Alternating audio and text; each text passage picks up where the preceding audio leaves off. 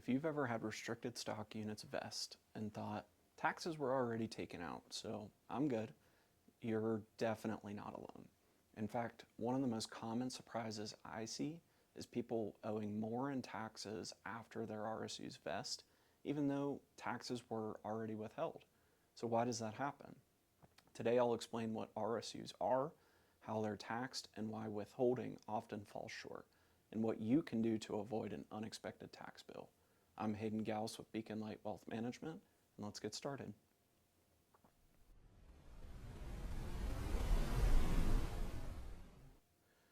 So let's start with the basics. Restricted stock units are a form of compensation many companies use to reward employees.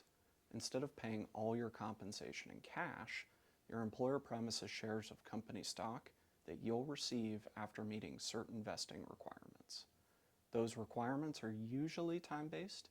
For example, maybe they all vest after 3 years. Until the shares vest, you don't actually own them. Once they do vest, the shares become yours, and that's when the taxes come into play. So here's an important point that many people don't realize. When your restricted stock units vest, the value of those shares is treated just like an additional salary. The IRS views it as ordinary income, meaning it's added to your W-2 for the year. So if 500 shares vest and they're worth 100 each, you've received $50,000 of taxable income, even if you never sold a single share.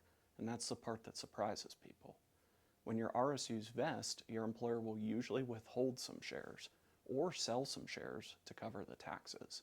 Many employees assume that that means their taxes are fully taken care of. Unfortunately, that's not always true. The amount withheld is often based on a flat federal withholding rate that may not match your actual tax bracket. So let's look at a simple example. Suppose your salary is $180,000 and another $100,000 worth of restricted stock units vest during the year. Your taxable income has increased significantly, and your withholding could be set at your salary amount, not your total income, which includes the RSUs. If the withholding on those RSUs was lower than your actual combined federal and state tax rate, you could owe additional taxes when you file your return. And if you're receiving multiple restricted stock unit vesting throughout the year, that difference can add up quickly. And this is why people are often surprised by a tax bill, even though they thought the taxes had already been handled. Another common misconception is that selling your restricted stock units immediately means that you'll pay taxes twice. Fortunately, that's not how it works. Remember, you already paid ordinary income tax when the shares vested. That vesting value becomes your cost basis, and after that point, the only thing that's taxable is any change in value. So let's use an example. Your restricted stock units vest at $100 per share. That's the amount that's included as income. If you sell the shares the same day for $100, there's generally little or no capital gain because the value hasn't changed. If you hold them for a year and later sell them for $130, then the additional $30 per share is subject to capital gains tax rates. If the stock falls instead, you may have a capital loss. And understanding that distinction helps avoid a lot of confusion. Once your RSUs vest, another decision comes up. Should you keep the shares or should you sell them? There's no one-size-fits-all answer, but here's a good question to ask yourself. If your employer handed you the cash instead of company stock, would you use that money to buy shares of your own company? If the answer is no, it may be worth thinking about why you're holding the stock. Many people unintentionally build a large concentration in their employer stock because they receive restricted stock units every year. Remember, your paycheck already depends on your employer. Your bonus may depend on your employer. Your benefits depend on your employer. And if a large portion of your investments also depend on that same company, you've increased your concentration risk. That doesn't automatically mean you should sell everything.